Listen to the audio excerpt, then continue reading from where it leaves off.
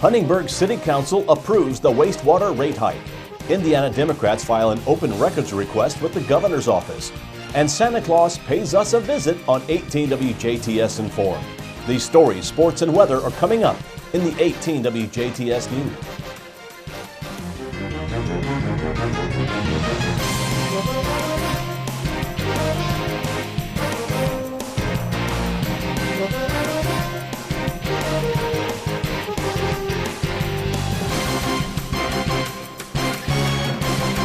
Merry Christmas. This is the WJTS News. I'm Bill Potter.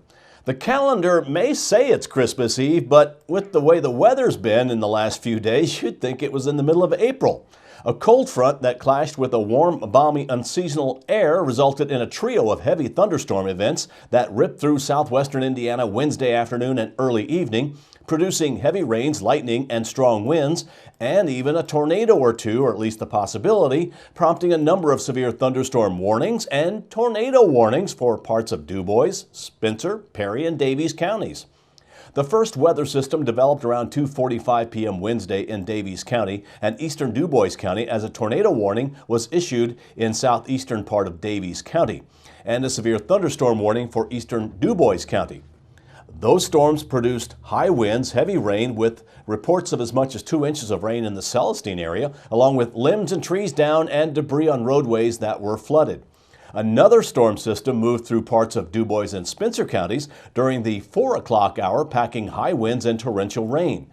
A tornado warning was issued at 3:45 Central Time for parts of extreme southern Spencer County, as weather radar indicated a tornado over the city of Rockport. Spencer County Dispatch says those storms resulted in minor damage to a number of downed trees and flooded roads. Also, a tornado warning had been issued for southeast Perry County as a storm moved through northeast through the area. In southwest DuBois County, power lines down by a tree along State Road 161 just south of Holland at 5:15 ignited a fire that prompted a call to Holland firefighters and knocked out power in the community for about 2 hours in order for crews to repair damaged power lines. A final system moved through the area around 5:45 p.m., producing primarily heavy rain and lightning. Law enforcement agencies reported several accidents around the area during yesterday's storms, including several reports of semis and other high-profile vehicles blown over along parts of Interstate 64 and U.S. Highway 41. 1 2/10 of an inch of rain was reported at the Jasper wastewater plant before the storms cleared the area around 7 p.m. Today was expected to be a much calmer day weather-wise before heavy rains and possible storms make their way through the area over the long holiday weekend. Tuesday night, the Huntingburg Common Council officially approved a proposed 18% sewer rate hike to help cover the wastewater department's operational cost, as well as fund a part of the $4.3 million in needed upgrades to the fledgling aging infrastructure. A public hearing was conducted by the council prior to Tuesday night's gathering to listen to residents' concerns over the rate increase. Huntingburg Mayor Denny Spinner says studies on the city's wastewater needs began in 2012 before the subdivision project. He says Hunter's Crossing and the Lofts of St. Joseph's are two projects that will impact the demand on the system, but according to the mayor, the upgrades have been needed for some time. This is a project that has been planned for about 3 years and is necessary for us to continue to grow the city. We would be faced with a possible ban on sewer connections should this project not go ahead. So as we stand now, the rate increase will become effective in January. The first billing cycle will be the February billing cycle, and now with this in place, the bidding has been awarded for the wastewater project, and that project will continue. And the next step would be for the bonds to be sold, and that's scheduled for January 8th. About 6.3% of the current increase is driven by projects the utility is undertaking to handle current loads as well as future growth.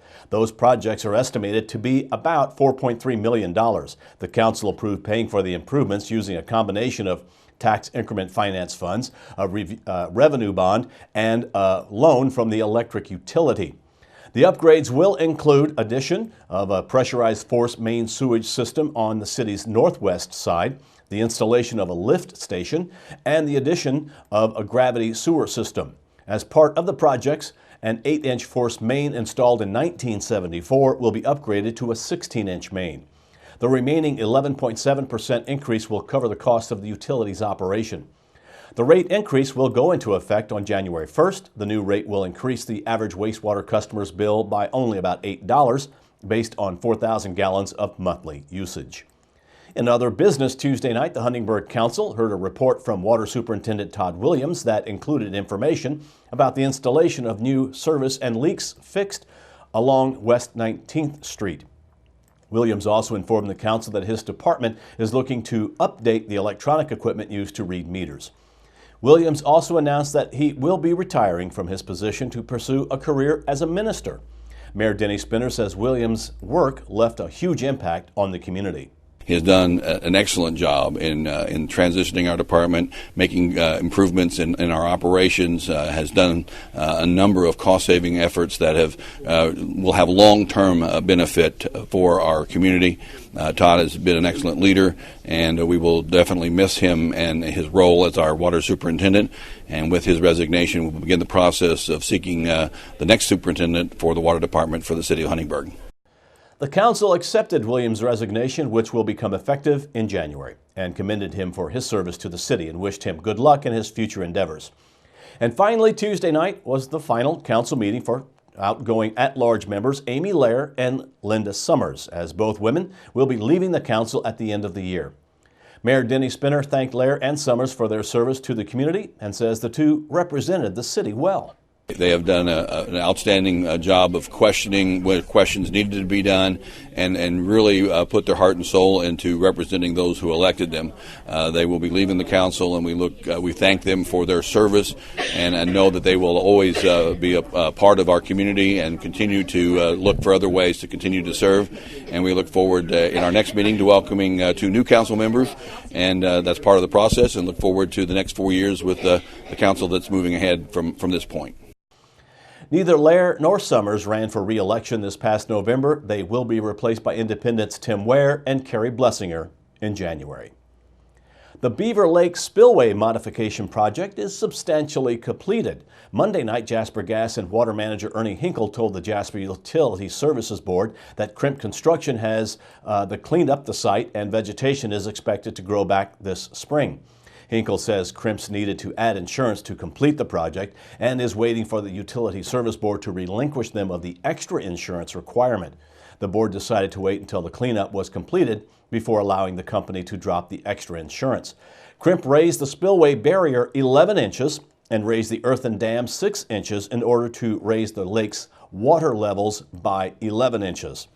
Also Monday, Utility Board learned that the Jasper Electric Department will upgrade electric service to the Grassland Hills area next year. The current infrastructure on the city's north side is about 40 years old. The electric department will complete most of the work in-house, but supplies are estimated to cost about a little more than $41,000. The department will also be updating overhead lines to underground service in the Badenstrasse area, also on the city's north side, with in-house labor, but supplies are estimated to cost about $50,660. And this month's meeting was the final gathering for a pair of board members. Doug Schulte and Dave Hurst will be stepping down from the board effective at the end of the year. Schulte, the board's vice president, has served for the last 8 years before deciding to resign. Hurst, who has been on the board for about 4 years, will become a city councilman in January. The Indiana Democratic Party filed an open records request with Governor Mike Pence regarding the involvement of a senior administration official in the Jasper mayoral election recount proceedings. During formal recount proceedings, Samantha DeWester, Assistant Commissioner for the Program Support at the Indiana Department of Environmental Management, was listed and participated as co-legal counsel for Mayor Seitz on the recount petition. A press release says it remains unclear as to why a member of the Pence administration was involved in a mayoral recount. That prompted the IDEP's formal open records request. Indiana Democratic Party Chairman John Zodi says Hoosiers have the right to know if their governor permits his employees to participate in political projects while clocked in under the taxpayer dime. Zodi says for transparency's sake, Mike Pence and his administration must be open with Hoosiers about DeWester's full involvement in the recount. and how actions like this could impact a state agency's business with local governments. In the letter, Zodi is asking for records that reflect whether DeWester's position at IDEM is full-time, records that reflect any state ethics or agency laws that would have prohibited her from involvement in a recount concerning a local election, and records that reflect whether and how DeWester took leave to participate. Later in the newscast, Santa Claus makes a visit to all the good boys and girls in WJTS Inform. Stay tuned. Weather and sports are still to come on 18 WJTS News.